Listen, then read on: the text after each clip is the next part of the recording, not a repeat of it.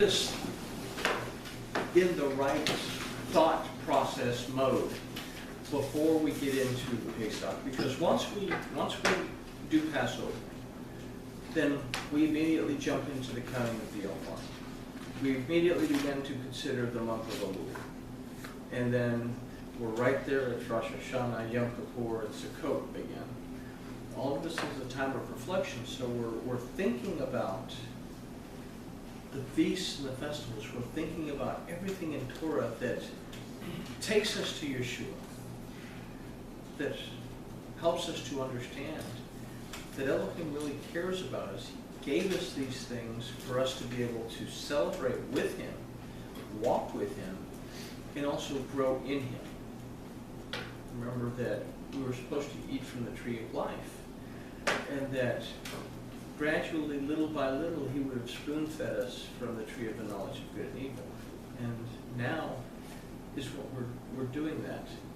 We're eating from the tree of life and allowing Him to spoon-feed us the deeper things that takes time for us to understand.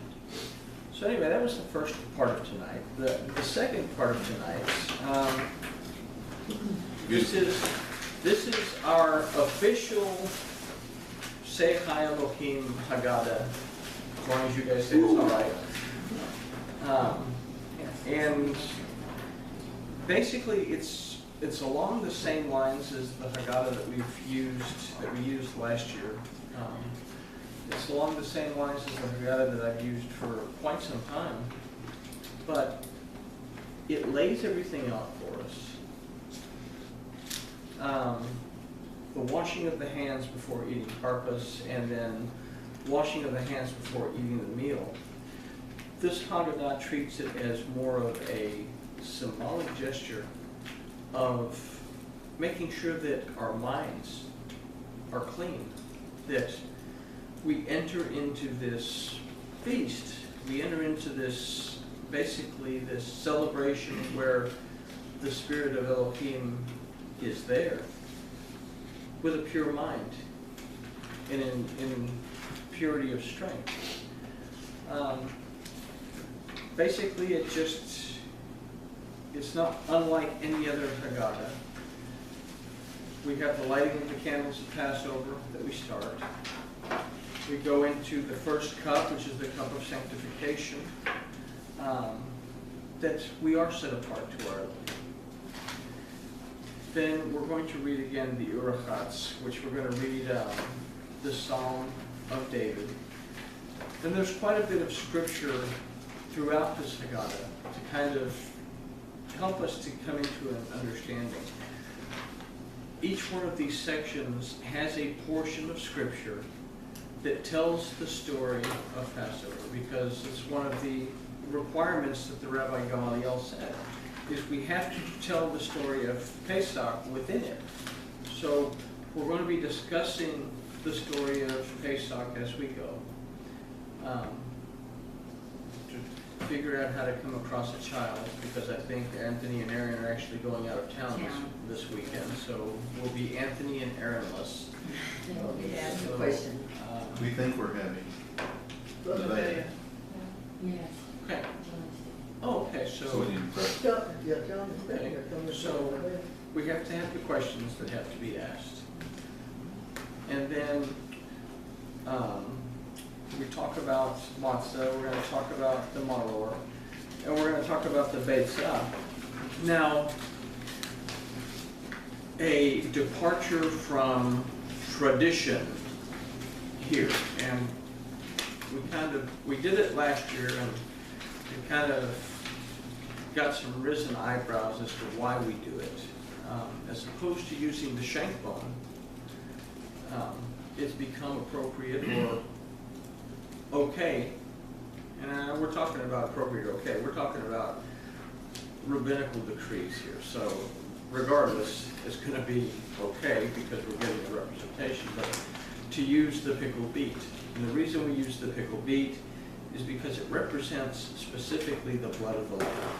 I mean, we can't go out and sacrifice a lamb, but we use the pickled beet to get the idea of the blood that is used. So this takes the place of the lamb shank, on the platter. Okay?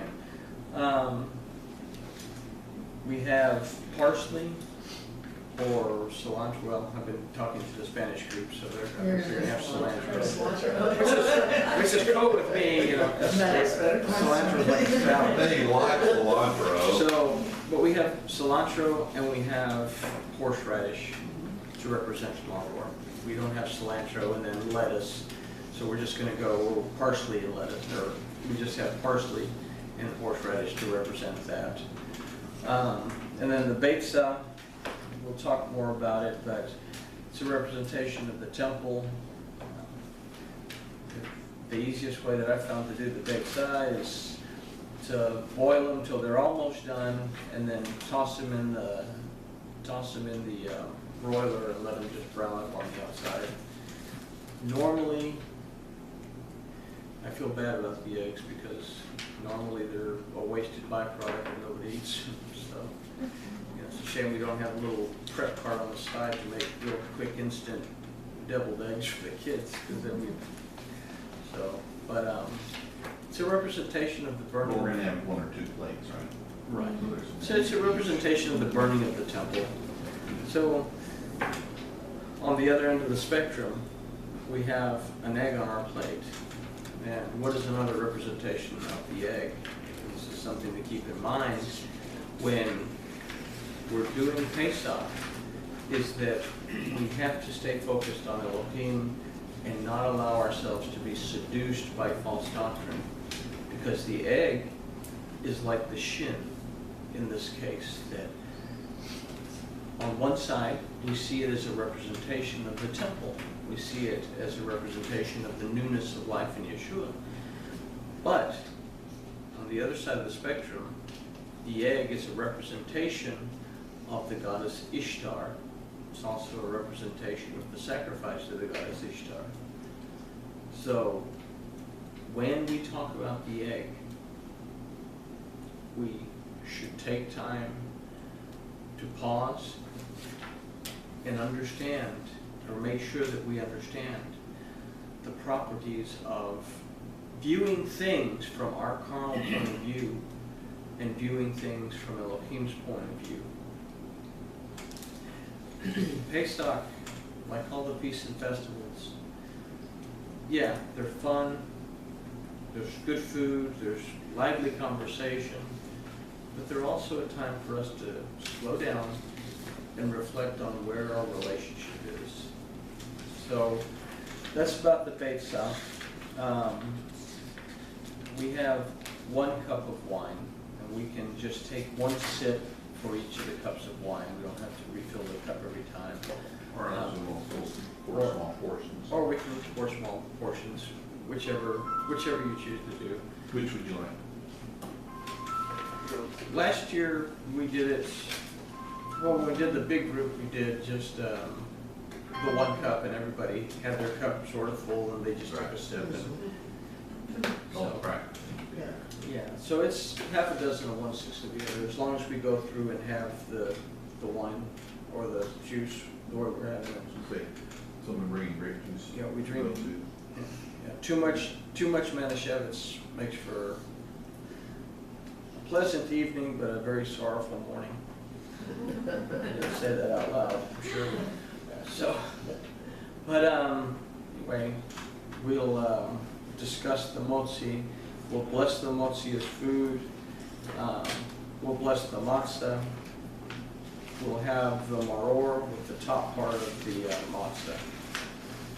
And the korech, we'll break into the bottom part of the matzah, and we'll eat that with maror first, and then we'll break it in half to start getting ready to hide the afikomen, and we'll break the middle matzah, I should say, and then we'll have the maror with the matzah with the maror and the paraset to kind of give us the low parts. And after this, then we go into the Shulchan Aruch, which is the breaking for the meal. We can either do the prayer before. In this Haggadah, it says we do the prayer prior to the meal. really makes no difference. We break to eat Passover supper. After the meal, everybody comes back to finish reading the Haggadah. The Afikomen must be found by the children, because we can't finish the Seder without the Afikomen, so let's hide somewhere where they can find it. And at this point, yeah, you know, like I say, Anthony and Aaron aren't going to be there. I don't know how many children are going to be there. And Asher has recently transferred to day shift, so his evenings are free. He had mentioned wanting to come, so I don't know if that's cool or not.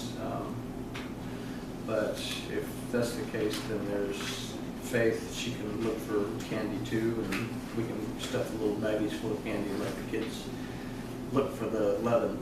She said you need to bring the bags. Okay. Okay. Yeah, I'll get them. I've got to go to Azel this week anyway, so I'll bring some back.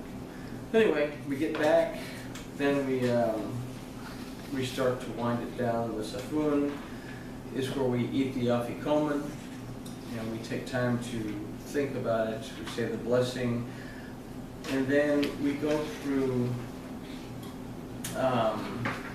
reading some scriptures. And then we go to the Barek, which is the third cup, the cup of redemption. In the, let me go back just real quick. In the Savun, when we eat the Afikomen, this is a representation also of when Yeshua broke the bread and gave it to his disciples. He was actually breaking the Afikomen at this time to give to his disciples. This is why he said, eat this is my body, because the Afikomen is a representation of him, and he knew this. So after that, we go to the Barek, which is the third cup, which is the cup of redemption. The cup that Yeshua would have offered to his Talmidim, his disciples, his students, and said, take this and drink it. This is my blood.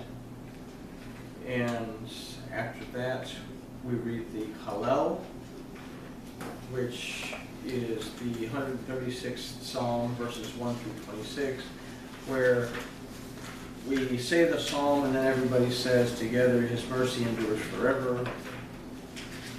His mercy endures forever. His mercy endures forever.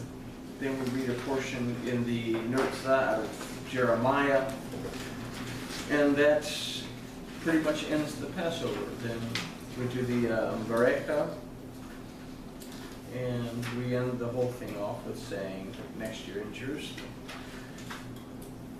It's kind of a quick. Any questions on it?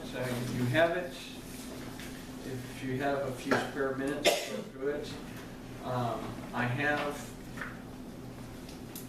ran off 20 of them, so we have extra copies. Said I wanted to give these to everybody so that everybody has one, or every family has one, however that works. So if you want to write notes in it, write notes in it. If you want to research some of the stuff and write notes in it, feel free to go through this and research as far as you want. Write as many notes. It's yours to keep. So. And blessings and echo.